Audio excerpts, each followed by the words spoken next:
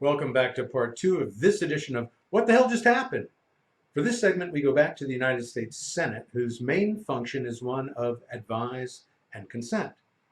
They're the deliberative body that decide which appointees of the president get to serve and which do not.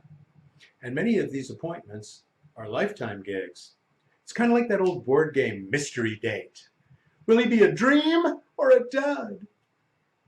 Only you're forced to marry the dud after one date and can't be divorced. So what the hell just happened in the Senate? Last Thursday, they confirmed Wendy Vitter as a federal court judge, a lifetime appointment. She was such a controversial choice, though, that her nomination had expired in the last congressional session. Why did it take so long to confirm her? Well, during her confirmation hearings, she failed to disclose her opinions on abortion in the extensive background disclosure forms she's required to provide Senate. And when Democrats asked her opinion of Roe versus Wade, she told them it was settled law, she wouldn't challenge it. But truth being a pesky thing, it found its way to the light anyhow. It seems a watchdog group found the undisclosed statements, which included claiming Planned Parenthood killed over 150,000 women a year. They also discovered that she had moderated an event called Abortion Hurts Women's Health. When asked about this, Vitter told the committee that her personal views wouldn't influence her decision-making as a judge.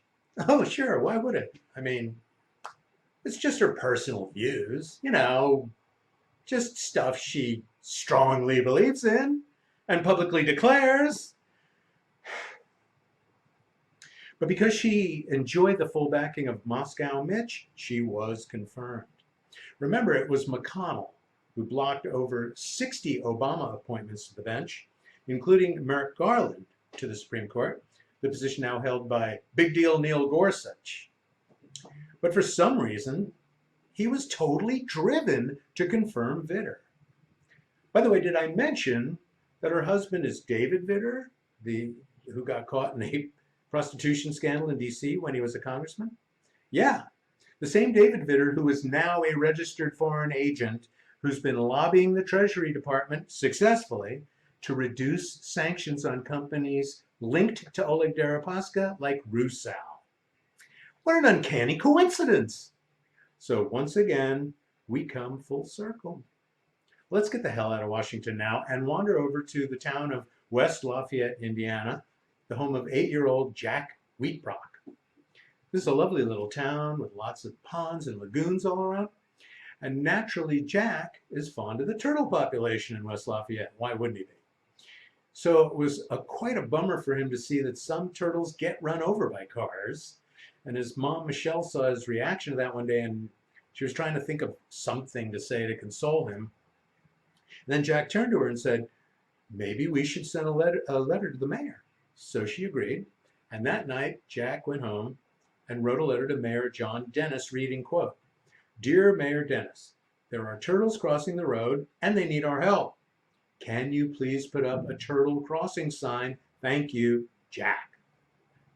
The mayor wrote him back saying he was moved by Jack's request and that because the Park and Rec had a custom sign-making machine, he'd be happy to have some made.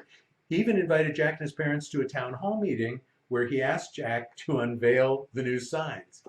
It was a great moment for everyone. And so, because the little boy showed some compassion and initiative, West Lafayette, Indiana is now a little safer for its turtle population. Well, that's it for this edition of What the Hell Just Happened. Join me next week for more exciting folderol and tomfoolery. Bye for now.